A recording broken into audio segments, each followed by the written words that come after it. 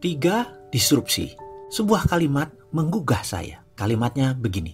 Apa yang akan terjadi dalam dunia bisnis Indonesia hingga tahun 2030? Apa jawabnya? Maka saya akan pilah dulu bagian per bagian, yaitu bagian pasar atau market dan bagian perilaku customer. Setuju ya? Kita membahas mengenai kaum milenial. Kaum milenial adalah mereka yang lahir di sekitar tahun 1981 hingga tahun 2000, di mana saat ini merupakan early adopter dari calon orang kaya. 50% manusia produktif Indonesia saat ini adalah kaum milenial ini. Dan di tahun 2030, 75% lebih angkatan kerja produktifnya adalah kaum milenial ini. Juga orang kayanya adalah kaum milenial ini. Kita overview mengenai apa yang saya sebut 3 gelombang besar bisnis di Indonesia, di mana informasi ini masih akan relevan hingga 10 tahun ke depan. Yang akan Anda hadapi dalam 10 tahun ke depan adalah 3 masalah disrupsi. 3 disrupsi besar ini telah terjadi.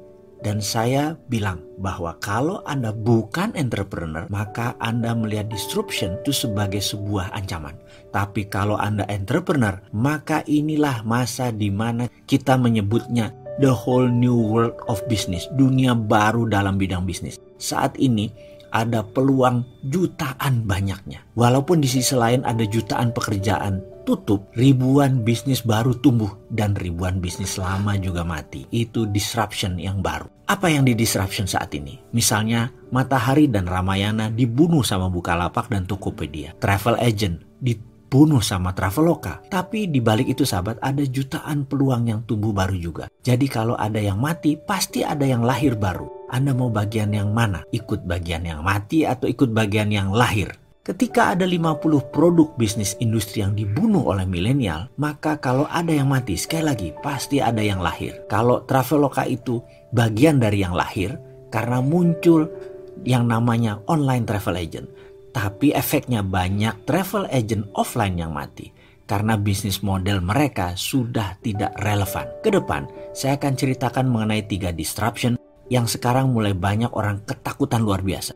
3 big giant wave di Indonesia yang mendisrupsi pasar dan mendisrupsi perilaku konsumen. Terutama perusahaan-perusahaan kayak Indofood, Astra, Mayora, Kalbe Farma yang besar-besar itu shock sekarang. Karena tiba-tiba muncul pemain yang sama sekali tidak dikenal. Tiba-tiba muncul, tiba-tiba merusak semuanya. Gojek misalnya, baru 9 tahun. Ada yang tahu berapa market value-nya? Lebih dari 10 billion dolar. Kalau dirupiahkan berapa? 150 triliun. Itu uang semua, nggak ada kertasnya. Garuda, Anda tahu berapa market valuation-nya? Nggak nyampe 40 triliun. Yang satu 9 tahun, yang satu 40 tahun, bayangkan. Dan yang 40 tahun itu merangkaknya pelan-pelan. Sampai sekarang nggak nyampe tuh angka 100 triliun.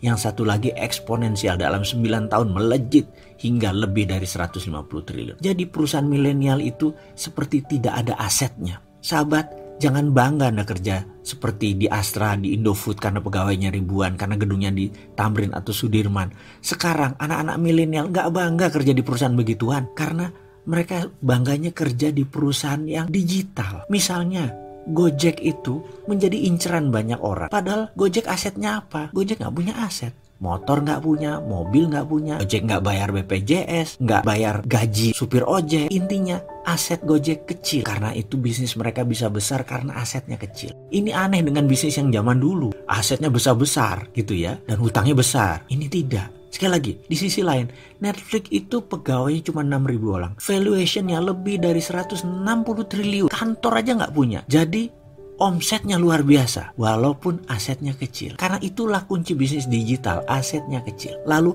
diskusi apa yang kita akan seriuskan? Kita akan diskusikan pertama tentang millennial disruption. Kenapa millennial disruption? Karena cirinya sama, yaitu membunuh yang telah eksis lama. Contoh, musik rock. Sekarang saya tanya, ada nggak grup musik rock yang digawangi oleh kaum milenial? Ada nggak? Dulu ada Guns N' Roses, ada Scorpion, ada Dream Theater. Kenapa? Karena musik rock tidak disukai oleh milenial.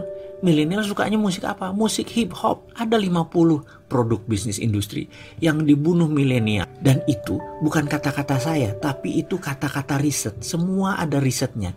Jadi riset yang mengatakan musik rock dibunuh oleh milenial. Sahabat, sejak 2017 untuk pertama kalinya album musik rock dilampaui oleh album musik hip hop. Jadi ada satu yang nyungsep pelan-pelan, ada satu yang naik. Pertanyaan pengingat, Anda mau yang nyungsep atau ikut naik? Misalnya lain lagi, grup lawak itu dibunuh sama milenial. Sri Mulat sudah nggak ada. Dulu ada Jayakarta Group, hilang semua, dibunuh sama milenial.